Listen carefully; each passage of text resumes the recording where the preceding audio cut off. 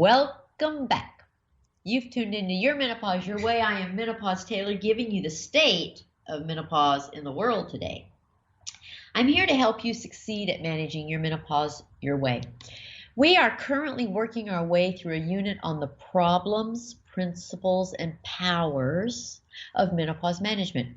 And so far in this little unit, I've discussed making your menopause a happily ever after event, and I've discussed the things that function as your enemies. Everything in this little unit is designed to make sure you succeed with your menopause management. One of the things I find most upsetting is when a woman sets herself up for failure and disappointment.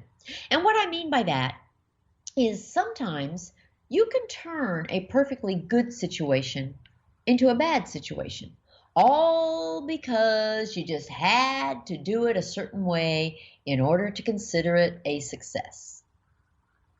This topic reminds me of something I encountered all the time when I was practicing obstetrics. It's called a birth plan. So today I'm going to talk about your birth plan for menopause. And I'll utilize the birth plan for obstetrics as an example of what you should do and what you should not do in planning your menopause management. If you have any intention of making any decisions whatsoever for the entirety of your menopausal life, this podcast is for you. And that pretty much means every woman needs to listen to it because it will save you a whole lot of headaches. So, as always, I'm going to start at the very beginning. The first thing you need to know is what a birth plan entails. A birth plan is a set of rules, guidelines, and wishes for the course of labor and the subsequent delivery of a baby. Now, in previous podcasts, I've taught you about guidelines. Guidelines are a large part of medicine. They are a roadmap for doctors and patients. They dictate which patients should get which tests and when. They designate when your insurance will pay for a procedure. Basically, they're the rules of the game.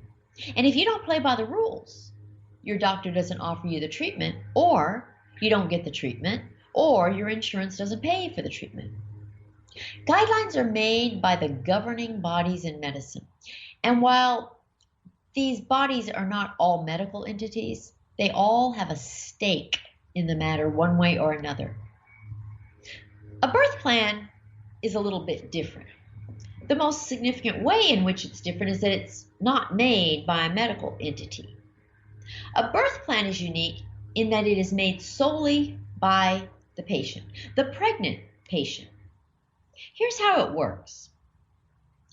At some point during her pregnancy, the patient sits down and writes out how she wants her labor and delivery to transpire. This usually occurs long before delivery is imminent. Usually the woman is only about halfway through the pregnancy. She isn't to the point of being really uncomfortable or feeling like she'll do anything to get that baby out of her body. No, it's usually when she's still very idealistic about the whole thing.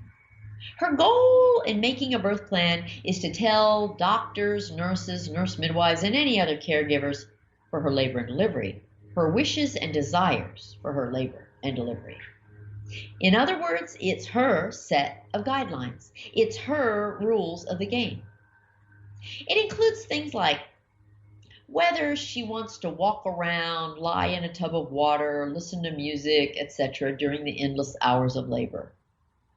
Whether or not she wants anything for pain relief. Whether or not she wants her membranes ruptured. Whether or not she wants to push standing up, squatting, or lying down. Whether she wants to deliver in the bed or in a tub of water or some other place. Whether or not she wants other individuals to coach her or witness the birth. How many people she'll allow in the room for delivery. Heck, I've seen birth plans that even designated what other people could or couldn't eat in the room during the patient's labor. You name it, I've seen it. By and large, the vast majority of birth plans are very restrictive. They tend to dwell on all the things they reject as possible options. Commonly, they have a lot of things that start with no. They designate all the things the patient doesn't want.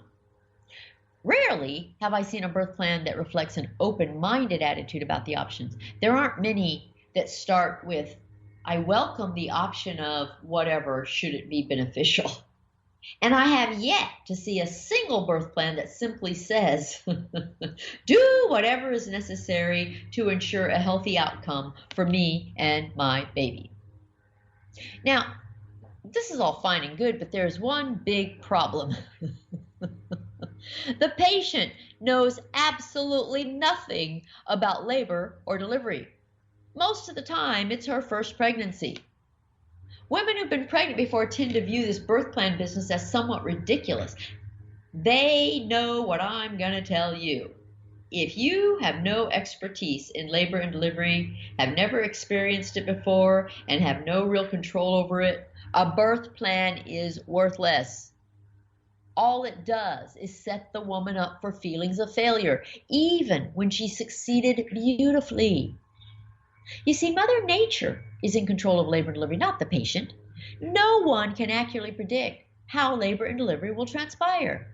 So what typically happens is that the woman is hell-bent on avoiding anything for pain, or delivering in a tub of water, or having a vaginal delivery and avoiding a C-section. And if it doesn't happen that way, she's disappointed. I've had patients who were sure they wanted an epidural for anesthesia, but then they came in and delivered in an hour, which was so fast that there was no time for an epidural. And even though they had the kind of labor and delivery most women would give anything to have, they're disappointed. All that focus on their one and only preference blinds them to the fact that they just accomplished something fantastic. If all women could have a labor and delivery that lasted only 1 hour, we probably wouldn't have ever even invented epidurals for childbirth. And for the women who have long, arduous labors, the opposite is usually true. Although they were dogmatic about not wanting pain medicine, they usually scream to high heavens, cuss, tear up the birth plan, and demand pain medicine. At the root of the problem is the simple, undeniable fact that sometimes your brain and your body don't agree. What seems like a good idea to your way of thinking is not what your body will tolerate. So despite the good intentions and dreamy ideas of a certain type of labor and delivery, the real sign of success is a healthy mother and a healthy baby. And if you get that, you should be thrilled. I often say, don't dissect a rose. And what I mean by that is, if you have a good situation or a good outcome, please just leave it alone. Don't fix things that aren't broken. Humans are the only animals on Earth that try to force their bodies to conform to their minds. All the other animals do just the opposite. Although we supposedly have, quote, higher intelligence, in a battle between your brain and your body is gonna win. So you're probably wondering how any of this has anything at all to do with menopause. Well, this whole education is on how to manage your menopause your way. So the purpose is to enable you to create a birth plan for your menopause that will serve your needs and give you a successful menopausal life. And believe me, it makes a whole lot more sense to make a birth plan for menopause than it does to make one for labor and delivery. Labor and delivery are two of the most unpredictable things I've ever encountered. But menopause? You have lots of control over your menopause. Obviously, the mere fact that the goal is to do things your way means that you can be in control, at least to the extent that Mother Nature allows. But with menopause, she leaves much of the control to you. My goal is to give you the education you need to create a successful birth plan for your menopause. But in order to do that, you have to follow some of the rules of nature. So I'm going to give you 5 overarching principles for creating a birth plan for your menopause that will give you success. The first principle for success is that education comes first. Without education, you don't know enough to formulate a valid opinion. You know, I grew up in a military household. My father was a very strict military man, and he used to say to us all the time, "You don't have a right to an opinion until you have an education." And he was right. But now we live in a very strange time. Instead of education first, opinion second, like the case was when I was growing up, now it's the reverse. Education first, opinion second referred to the fact that in order to even have an opinion on something, you had to really know enough about it first.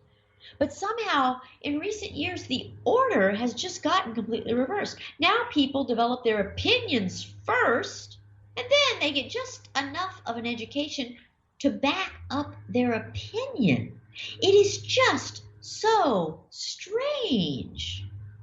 So I teach you everything. I teach you that everything should make sense, and I teach you basic principles so that you can easily see that everything makes sense. I present all the options in every category: diet, lifestyle, exercise, vitamins, minerals, supplements, herbs, hormonal medications, non-hormonal medications, acupuncture, and hypnosis. I teach you that nothing is perfect and that everything has both pros and cons. And I tell you to learn everything about all the categories before choosing a category.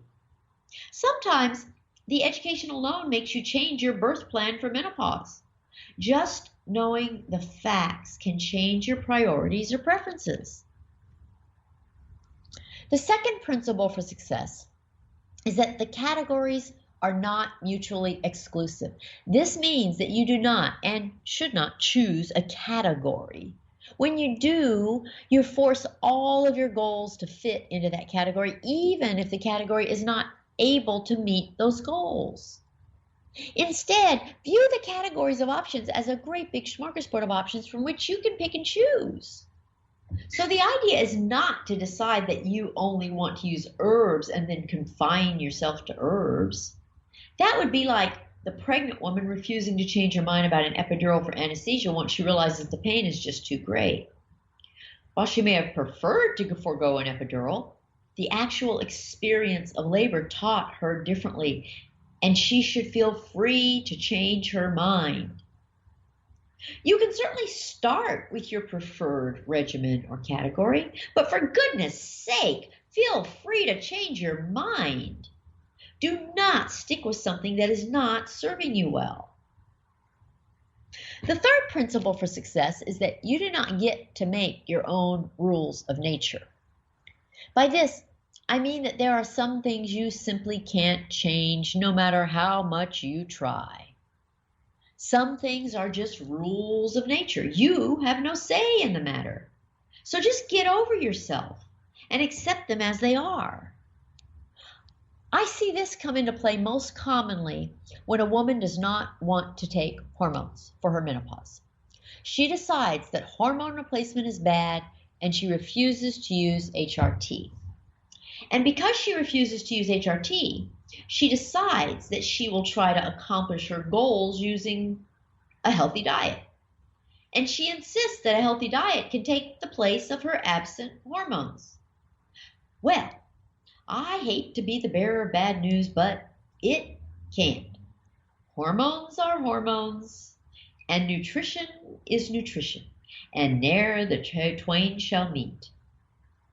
It is fine to reject use of hormones and be satisfied with what a healthy diet can accomplish. But it's just a plain old fantasy to think that your diet can take the place of hormones. That's just magical thinking. So be real.